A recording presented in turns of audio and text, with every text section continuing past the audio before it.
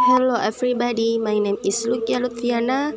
I will explain my group's PPT with theme of present modals. The members PPT of Lucia Lutfiana, Intan Ayu Sukmawati, and Rohmat Khairian. Present modal is a type of auxiliary verb that is used to express the speaker's attitude towards something, such as whether it is needed, suggested, permitted, might happen, attached. The modal present is usually placed before the main verb and doesn't come from for the present tense. Some examples of commonly used present modals are will, shall, must, might, should, ought to, and can. Jadi modal present adalah jenis kata kerja bantu yang digunakan untuk mengungkapkan sikap penutur terhadap suatu hal, seperti apakah hal tersebut dibutuhkan, disarankan, diizinkan, mungkin terjadi, dan lain-lain. Bentuk umum present modal yaitu will, shall, must, might, should, ought to, and can. Example of using present modals. 1. I will go to the party tonight. Saya akan pergi ke pesta malam ini. You should study for the exam. Kamu seharusnya belajar untuk ujian. He can speak 3 languages. Dia bisa berbicara 3 bahasa. She might arrive late. Mungkin dia akan datang terlambat. We shall meet at the park. Kita akan bertemu di taman. Type of present modals. Type of present modals. There are 6 types of present modals. Adapun jenis-jenis dari modal present itu ada 6, yaitu will, shall, can, might, must, should. And pattern modal present is subject plus present modals plus verb 1.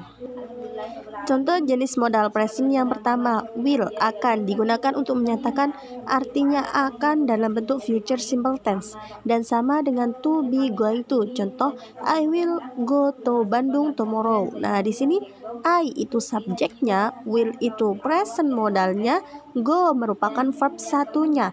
Jadi I will go to Bandung tomorrow. Saya akan pergi ke Bandung besok. Yang kedua, permintaan dengan sopan, sapaan atau menawarkan. Dan nomor 2 itu shall, akan, digunakan untuk menyatakan artinya akan dalam bentuk future tense, sama kayak yang depan tadi will. Contohnya, I shall go to Jakarta tomorrow.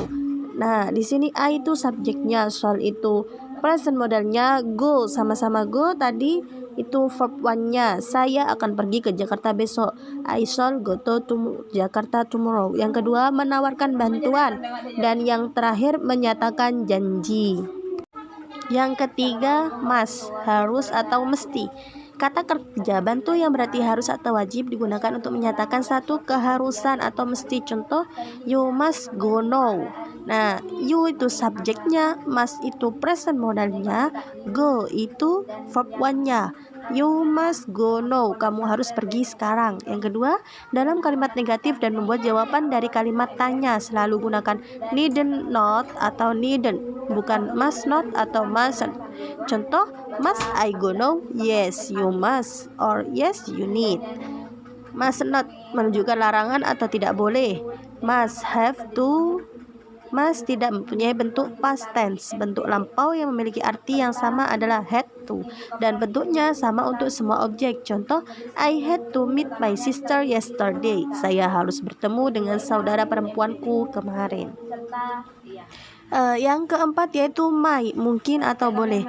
Kata kerja bantu yang berarti boleh atau mungkin digunakan untuk menyatakan satu permohonan izin. Contoh, may I borrow your motorcycle? Yes, you may. Nah, may di sini sebagai present modalsnya, I itu sebagai subjeknya, borrow itu sebagai verb 1-nya.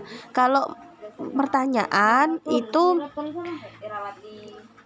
rumusnya present modals dulu plus subject plus verb 1. Nah, yang kedua untuk permohonan izin.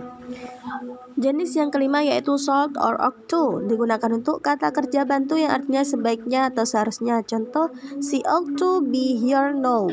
Dia seharusnya ada di sini sekarang. Nah, she itu sebagai subjeknya, ought to itu sebagai present modalnya, be here itu sebagai verb one-nya. Yang kedua, menyatakan tugas atau pekerjaan yang tidak terselesaikan atau terpenuhi atau terabaikan.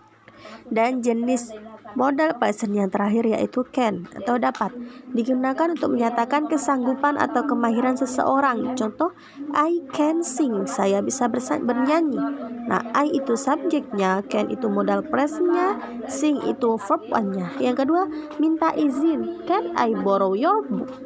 Nah, yang ketiga, menyatakan kemungkinan, the use of present capital. 1. Expressing necessity. 2. Expressing preference. 3. Showing abilities. 4. Advisability. 5. Polite request. Yang pertama digunakan untuk mengungkapkan suatu keharusan. Yang kedua tentang pilihan. Yang ketiga kemampuan. Yang keempat memberikan saran kepada orang lain. Dan yang terakhir untuk meminta bantuan. Jadi present modal merupakan kata kerja bantu dengan rumus subject plus modals plus verb one.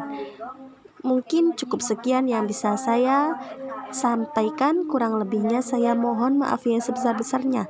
Thanks for your attention. Wassalamualaikum warahmatullahi wabarakatuh.